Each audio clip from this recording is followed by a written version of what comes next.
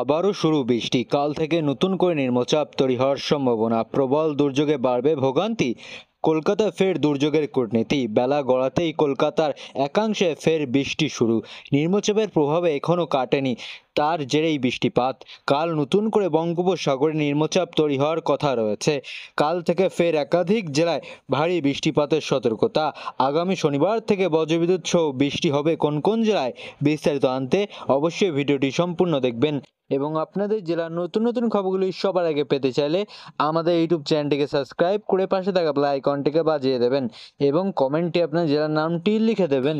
আজ সকাল থেকে আবহাওয়ার মোটামুটি পরিষ্কারই ছিল, কিন্তু বেলা বাড়তেই কলকাতার বেশ কয়েকটি জায়গায় বৃষ্টি শুরু হয়েছে। এই বৃষ্টি হচ্ছে আগে নিম্নচাপের প্রভাবে। ওই নিম্নচাপ এখন আগের তুলনায় কিছুটা দুর্বল হয়েছে, কিন্তু তাতেও প্রভাব রয়েছে। আর তার জেরেই আজ চলছে বৃষ্টি। আগামীকাল অর্থাৎ বঙ্গোপসাগরে নতুন করে নিম্নচাপে তৈরি হওয়ার সম্ভাবনা রয়েছে, যা পরবর্তীতে গভীর নিম্নচাপে পরিণত হওয়ার আশঙ্কা প্রকাশ করেছে আবহাওয়া দপ্তর। এই নতুন নিম্নচাপের জেরে আগামীকাল থেকেই দক্ষিণবঙ্গের একাধিক জেলায় ভারী বৃষ্টিপাতের সম্ভাবনা রয়েছে। শনিবার অর্থাৎ পঞ্চমী থেকে বজ্রবিদ্যুৎ সহ বৃষ্টির পূর্বাভাস রয়েছে শহর কলকাতায়। খাতা কলমে এখনও চলছে বর্ষাকাল, সঙ্গে দশের একের পর এক নিম্নচাপের। বঙ্গোপসাগরের আগে তৈরি হওয়া নিম্নচাপের প্রভাবেই এখনও কাটেনি। তার মধ্যে নতুন নিম্নচাপ তৈরি হওয়ার সম্ভাবনার কথা জানিয়েছে আবহাওয়া অফিস। এর অভিমুখ উড়িষ্যা অন্ধ্র উপকূলের দিকে। নতুন এই নিম্নচাপ কটা জোরালো শক্তিশালী হবে তা পর্যবেক্ষণ করছেন আবহাওয়া দপ্তর। কিন্তু যাই হোক না কেন, আগামীকাল যে নিম্নচাপ বঙ্গোপসাগরে তৈরি হবে তার প্রভাবে যে পুজোর আগে দক্ষিণবঙ্গ বেশ ভালোই বৃষ্টি হবে তা পুষ্ট।